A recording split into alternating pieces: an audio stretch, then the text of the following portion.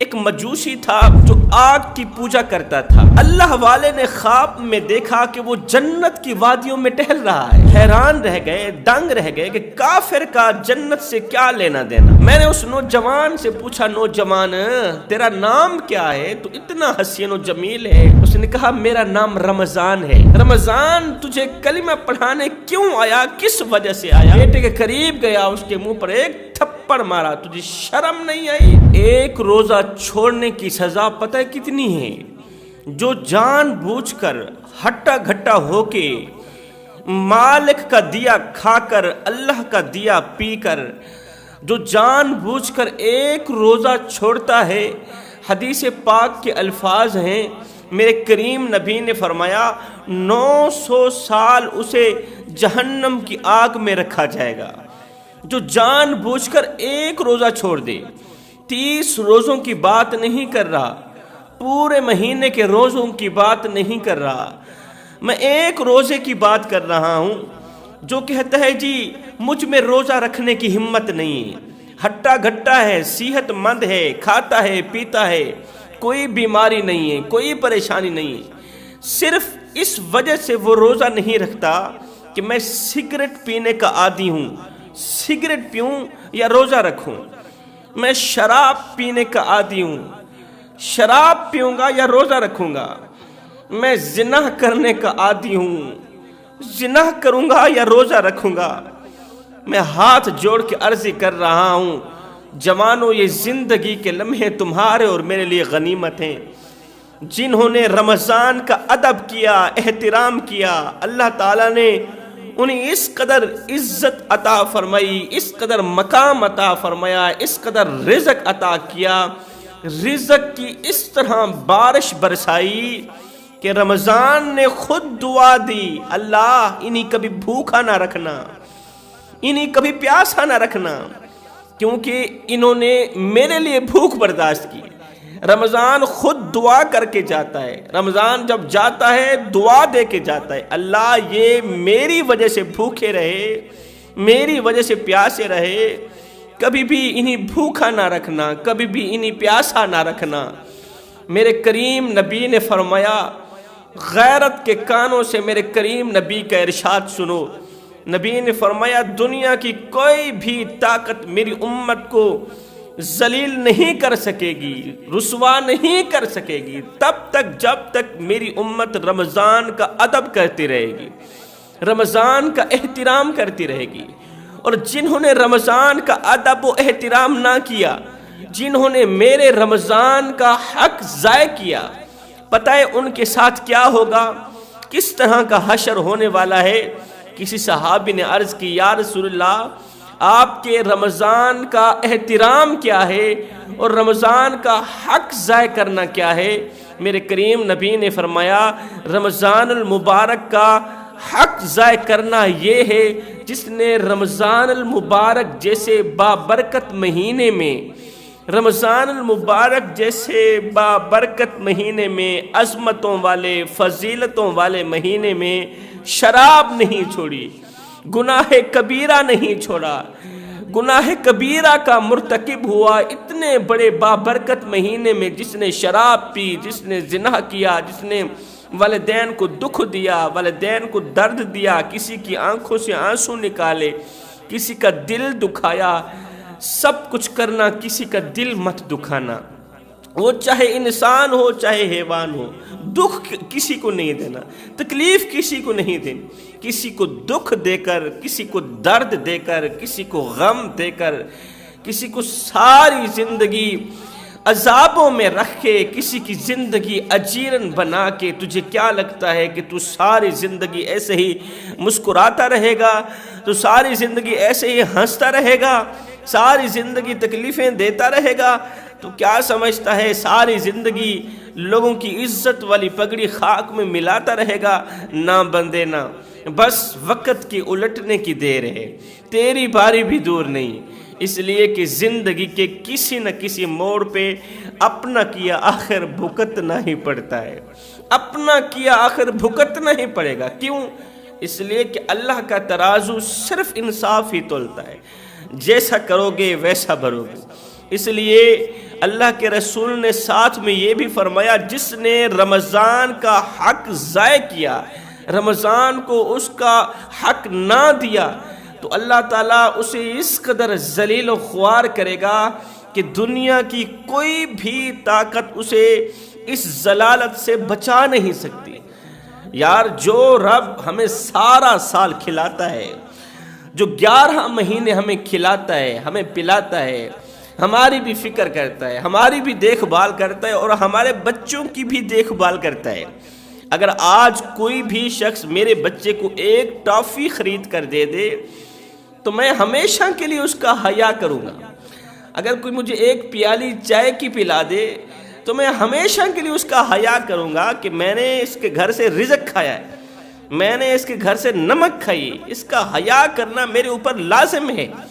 اگر میں مسلمان ہوں، اگر میں حضرت انسان ہوں تو پھر میں نے اس کے گھر سے نمک کھائیے، اس کا حیا کرنا میرے اوپر لازم ہے۔ کتنی نادانگی والی بات ہے، کتنی افسوس کی بات ہے کہ جو رب ہمیں 11 مہینے کھلاتا ہے، پلاتا ہے، ہماری بھی دیکھ بھال کرتا ہے، ہمارے بچوں کی بھی دیکھ بھال کرتا ہے، ہمارے بچوں کو بھی کھلاتا پلاتا ہے، وہ رب حکم دیتا ہے کہ بس 1 مہینہ میرے لیے پیاسے رہ جاؤ، دن رات نہیں، 12 سے 14 گھنٹے میں رب کے لیے پیاسے رہ جاؤ، میں رب کے لیے بھوکے رہ جاؤ، تو تم رمضان کا حق ادا کر دو گے، رمضان کا حق ادا کر دو گے۔ تو 11 مہینے ہمیں کھلانے پلانے والا رب ہمیں 1 مہینہ بھوکا رہنے کا حکم دیتا ہے، تو اللہ تعالیٰ کی اس حکم کو کہ 1 مہینہ بھوکے رہو، پیاسے رہو، اس حکم کو پس پشت ڈال دیں،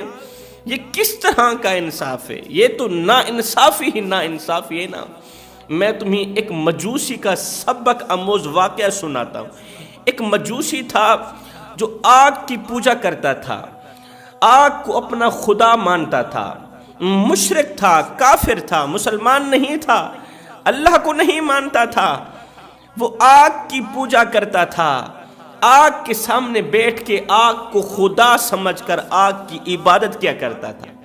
جب وہ مرا، کسی ایسے شہر میں مرا کہ وہاں اللہ کے ایک بہت بڑے ولی رہتے تھے، اللہ کے نیک بندے رہتے تھے، وہ مشہور مجوسی تھا۔ جب وہ مرا پورے علاقے میں خبر پھیل گئی کہ مجوسی مر گیا۔ اس کے مرنے کے بعد اللہ والے نے خواب میں دیکھا کہ وہ جنت کی وادیوں میں ٹہل رہا ہے، مجوسی جنت کی وادیوں میں گھوم پھر رہا ہے۔ ایک بہت بڑا عالی شان محل تیار ہے جس کے دروازے پر اس مجوسی کا نام لکھا ہوا ہے۔ اللہ والے نے، اللہ کے نیک بندے نے جب اتنے بڑے عالی شان مکان کے دروازے پر اس مجوسی آگ کی پوجا کرنے والے کا نام دیکھا تو حیران رہ گئے، دنگ رہ گئے کہ کافر کا جنت سے کیا لینا دینا، مشرک کا جنت سے کیا لینا دینا، جس نے ساری زندگی آگ کی پوجا کی ہے، اللہ تعالیٰ نے اسے جنت میں اعلیٰ مقام کیسے دے دیا، اور وہ جنت کی وادیوں میں کیسے گھوم پھر رہا ہے۔ اس اللہ والے نے پوچھ ہی لیا، او مجوسی تو تو کافر تھا، تو تو مشرک تھا، تو تو بے ایمان تھا، جنت میں کیسے آ گیا؟ آخر تو نے کون سا ایسا نیک عمل کیا تھا کہ اللہ تعالیٰ نے تجھے جنت میں اعلیٰ مقام عطا کر دیا؟ اس مجوسی نے کہا مجھے سب کچھ کہو، کافر مت کہو، مجھے مشرک مت کہو، میں مشرک ہو کر جنت میں نہیں آیا، میں کافر ہو کر جنت میں نہیں آیا، الحمدللہ میرا خاتمہ ایمان پر ہوا تھا۔ اے میں نے تو تجھے کلمہ بھی نہیں پڑھایا تھا، تو تجھے کلمہ کس نے پڑھایا؟ کلمہ جیسی دولت، ایمان جیسی دولت کس کے ذریعے نصیب ہوئی تجھے؟ اس مشرک نے اب اپنی کہانی سنائی، کہا کہ نزا کا وقت تھا، نزا کے وقت سے پہلے پہلے، موت کے وقت سے پہلے پہلے مجھے پتہ چلا کہ میں مرنے والا ہوں، میں مرنے والا ہوں، میں بول تو نہیں سکتا تھا لیکن میں پہچان کر سکتا تھا کہ یہ میرا چھوٹا بیٹا ہے، یہ میرا بڑا بیٹا ہے، اور مجھے پیاس نے گھیرا ہوا تھا، مجھے اس قدر شدید پیاس لگ رہی تھی کہ اگر 7 سمندر کے پانی بھی میں پی جاتا تو میری پیاس بجھنے والی نہیں تھی، میری پیاس مٹنے والی نہیں تھی۔ میں زندگی موت کی کشمکش میں تھا، اتنے میں ایک خوبصورت نوجوان میرے پاس آیا، میرے سرہانے بیٹھ گیا۔ اس کے ہاتھ میں پانی تھا اور دوسرے ہاتھ میں جنت کی خوشبو تھی۔ ایک ہاتھ میں پانی تھا، دوسرے ہاتھ میں جنت کی خوشبو تھی۔ اس جنت کی خوشبو نے تو میرا دل جیت لیا، میری جان میں جان ڈال دی۔ دوسرے ہاتھ میں پانی دیکھ کر میں نے کہا یہ پانی مجھے دے دو، مجھے پیاس نے ستایا ہوا ہے، پیاس نے تڑپایا ہوا ہے۔ اس نے کہا نہیں نہیں، یہ پانی تیرے لیے نہیں ہے، یہ جنت کی خوشبو تیرے لیے نہیں، یہ کافر کے لیے نہیں، یہ مشرک کے لیے نہیں، یہ اس کے لیے جس کا خاتمہ ایمان پر ہوگا۔ میں نے پوچھا اے خوبصورت نوجوان بتا تو صحیح خاتمہ ایمان پر کس کا ہوتا ہے؟ تو اس خوبصورت نوجوان نے کہا جو زندگی میں کلمہ پڑھ لیتا ہے، زندگی میں اللہ کا ہو جاتا ہے نا، جو توبہ کر لیتا ہے، کلمہ پڑھ لیتا ہے، اسی کا خاتمہ ایمان پر ہوتا ہے۔ کہتا ہے میں نے وہیں سوتے سوتے کلمہ پڑھ لیا، میرا خاتمہ ایمان پر ہو گیا۔ میں نے اس نوجوان سے پوچھا نوجوان تیرا نام کیا ہے؟ تو اتنا حسین و جمیل ہے اور تیری وجہ سے مجھے ایمان جیسی دولت نصیب ہوئی، مجھے کلمہ جیسی دولت نصیب ہوئی، اور میرے محسن تو اپنا نام تو بتا۔ اس نے کہا میرا نام رمضان ہے، رمضان ہے تیرا نام۔ بس رمضان وہاں سے اٹھ کر چلا گیا۔ ایمان کی حالت میں میں اٹھایا گیا، ایمان کی حالت میں مجھے موت آئی، اور جب میں مرا تو سیدھا جنت میں گیا۔ جنت میں عالی شان محل میرے لیے تیار تھا۔ اب اللہ والے نے پوچھا کہ رمضان تیری سفارش کرنے کیسے آ گیا؟ رمضان تجھے کلمہ پڑھانے کیوں آیا؟ کس وجہ سے آیا؟ تو نے رمضان کے روزے تو نہیں رکھے تھے، پھر رمضان تیری بخشش کا ذریعہ کیوں بنا؟ ایمان کا ذریعہ کیوں بنایا؟ تجھے جنت میں لے جانے کا ذریعہ کیوں بنا؟ تو اس مجوسی نے کہا کہ وہ واقعہ کچھ یوں ہے کہ رمضان المبارک کا مہینہ تھا، چاروں طرف لوگ بھوکے نظر آ رہے تھے، پیاسے نظر آ رہے تھے، کھانے پینے کی چیزیں سامنے پڑی ہیں پھر بھی وہ نہیں کھا رہے تھے، ٹھنڈے مشروبات سامنے پڑے پھر بھی وہ نہیں پی رہے تھے، سب بھوکے پیاسے نظر آ رہے تھے رمضان کا ادب و احترام کے لیے۔ لیکن جب میں بازار میں گیا میں نے دیکھا کہ ہر بندہ کچھ نہیں کھا رہا، رمضان کا مہینہ ہے، لیکن میرا بیٹا جو آگ کی پوجا کرتا تھا، جو مشرک تھا، کافر تھا، میرا بیٹا بازار میں کھڑے ہو کر تمام لوگوں کے سامنے، تمام روزے داروں کے سامنے کھا پی رہا تھا۔ میری غیرت نے گوارا نہ کیا، میں بیٹے کے قریب گیا، اس کے منہ پر ایک تھپڑ مارا۔ تجھے شرم نہیں آئی؟ لوگ رمضان کا ادب کر رہے ہیں، احترام کر رہے ہیں، اور تو بجائے ادب و احترام کے سب کے سامنے کھا رہا ہے، پی رہا ہے، تو باپ کی عزت کی دھجیاں اڑا رہا ہے۔ لوگ کیا کہیں گے کہ یہ اس قدر بے باک ہو چکے ہیں کہ ہمارے رمضان کا ادب نہیں کر رہے۔ کچھ بھی ہوں وہ مسلمان صحیح، لیکن ہمارے ہمسائے تو ہیں نا، اگر رمضان ان کا ہے، اگر وہ رمضان کا ادب و احترام کرتے ہیں تو ہمیں بھی رمضان کا ادب و احترام کرنا چاہیے نا۔ اللہ اکبر، میرے بیٹے نے وہ چیزیں زمین پر پھینک دی، توبہ کی، آئندہ اس طرح کا گناہ نہیں کروں گا، آئندہ اس طرح کا پاپ نہیں کروں گا۔ میرا بیٹا گھر چلا گیا۔ رمضان مجھ پر اس طرح کا مہربان ہوا، میں نے رمضان کا ادب کیا، احترام کیا، رمضان مجھ پر اس طرح کا مہربان ہوا کہ رمضان نے اللہ سے احتجاج کیا، رمضان نے اللہ سے سفارش کی۔ میرے مالک اسی نے میرا احترام کیا، اس نے میرا ادب کیا۔ اللہ اکبر، میرے مالک تو میری دعا کو قبولیت کا شرف عطا کر، اس مشرک کو بخش دے، اسے ایمان کی دولت نصیب فرما، اور اس کو جنت میں اعلیٰ سے اعلیٰ مقام عطا فرما۔ رمضان کا ادب و احترام کرنے والے کے لیے جنت میں عالی شان محل کھڑا کر دے۔ بس رمضان مجھ پر اس قدر مہربان ہوا کہ اس نے مجھے کلمہ پڑھایا، میرا خاتمہ ایمان پر کیا۔ جب میں مرا تو ایمان کی حالت میں مرا تھا۔ جوانوں، سوچنے کی بات ہے کہ اگر کافر یا مشرک رمضان کا ادب کرے، رمضان کا احترام کرے، تو رمضان اللہ سے سفارش کرتا ہے، اس کی بخشش کی سفارش کرتا ہے، اللہ سے احتجاج کرتا ہے۔ تو اگر مسلمان رمضان کا ادب و احترام کرے، اللہ تعالیٰ اسے کتنا مقام عطا کرے گا۔ رمضان اسے کیا سے کیا کچھ عطا نہیں کرے گا۔ اب ادھر سے کافر تھا، مشرک تھا جو رمضان کا ادب و احترام کر رہا تھا، ادھر سے آج میری قوم کا مسلمان بے باک نوجوان بڑے دھڑلے سے کہتا ہے جی میں تو سگریٹ پینے کا عادی ہوں، سگریٹ پیوں گا یا رمضان کے روزے رکھوں گا، میں شراب پیوں گا، اتنا بڑا گناہ کروں گا۔ حالانکہ رمضان کے شروع ہوتے ہی شیطان کو قید کر لیا جاتا ہے، شیطان کو پنجرے میں بند کر لیا جاتا ہے، پھر بھی انسان گناہ کرتا ہے تو اپنے نفس امارہ کی وجہ سے انسان کو اس کا نفس امارہ ہی گناہ کرواتا ہے، انسان کو اس کا نفس امارہ ہی اللہ کی نافرمانی کرواتا ہے۔ اللہ رب العالمین نے جب عقل اور نفس کو پیدا فرمایا تو دونوں کو اپنے سامنے کھڑا کیا۔ اللہ تعالیٰ نے عقل سے پوچھا بتا تو کون ہے اور میں کون ہوں؟ عقل نے بڑے ہی ادب و احترام سے نہایت ہی عاجزی سے کہا کہ مالک تو میرا رب ہے اور میں تیرا بندہ ہوں۔ اس نے عاجزی اختیار کی، اس نے ادب و احترام سے کہا۔ اللہ تعالیٰ نے عقل کو بڑی ہی عزت عطا فرمائی، عزتوں سے مالا مال کیا۔ آج میرے معاشرے میں عقل مند انسان کی عزت کی جاتی، عزت کے لائق بھی وہی ہوتا ہے جو عقل مند ہو۔ کم عقل انسان کی میرے معاشرے میں کوئی عزت نہیں، بے باک انسان کی میرے معاشرے میں کوئی عزت نہیں، درندے انسان کی، احمق انسان کی، بے وقوف انسان کی میرے معاشرے میں کوئی عزت نہیں، اس لیے کہ اللہ تعالیٰ نے عقل کو اور عقل اختیار کرنے والوں کو، عقل سے کام لینے والوں کو میرے اللہ نے خود عزت عطا فرمائی۔ پھر اللہ تعالیٰ نے نفس کو اپنے سامنے کھڑا کیا، پوچھا نفس بتا تو کون ہے اور میں کون ہوں؟ نفس نے کہا میں ہوں اور تو ہے۔ اچھا تیرے اندر گھمنڈ ہے، تیرے اندر تکبر ہے، تیرے اندر فخر ہے، تیرے اندر میں ہے۔ اس گھمنڈ کو ختم کرنے کے لیے، اس تکبر کو ختم کرنے کے لیے، نفس کے اندر کی میں کو ختم کرنے کے لیے میرے اللہ نے حکم دیا اسے 100 سال جہنم کی آگ میں جلایا جائے، آگ کی شکل میں اسے عذاب میں مبتلا کیا جائے، سزا میں مبتلا کیا جائے۔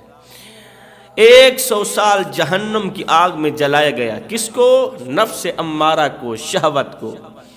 100 سال جلانے کے بعد پھر سے اللہ کے سامنے لایا گیا، اللہ کے سامنے کھڑا کیا گیا۔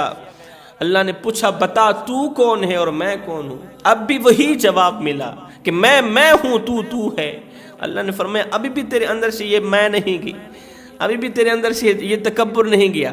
اب اس میں کو ختم کرنے کے لیے اللہ تعالیٰ نے ایک بار پھر سے حکم دیا کہ اس نفس کو 100 سال بھوکا رکھا جائے، 100 سال پیاسا رکھا جائے، پیاس کی شکل میں اسے سزا دی گئی۔ 100 سال بھوک کی شکل میں نفس کو سزا دی گئی۔ 100 سال کی سزا بھگتنے کے بعد، 100 سال پیاسا بھوکا رہنے کے بعد پھر سے اللہ کے سامنے شہوت کو، نفس کو لایا گیا۔ اللہ نے پوچھا اب بتا کہ تو کون ہے اور میں کون ہوں؟ اب آ کر نفس نے کہا مالک تو میرا رب ہے اور میں تیرا بندہ ہوں، تو میرا رب ہے اور میں تیرا بندہ ہوں۔ 100 سال کی بھوک نے نفس کے اندر سے میں کو ختم کر دیا، 100 سال کی پیاس نے نفس کے اندر سے تکبر ختم کر دیا۔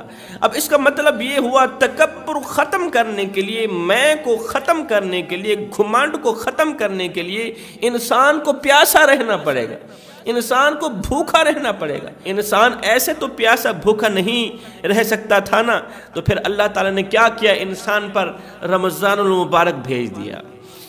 رمضان المبارک میں بھوک برداشت کرو، پیاس برداشت کرو، بھوکے رہو، پیاسے رہو۔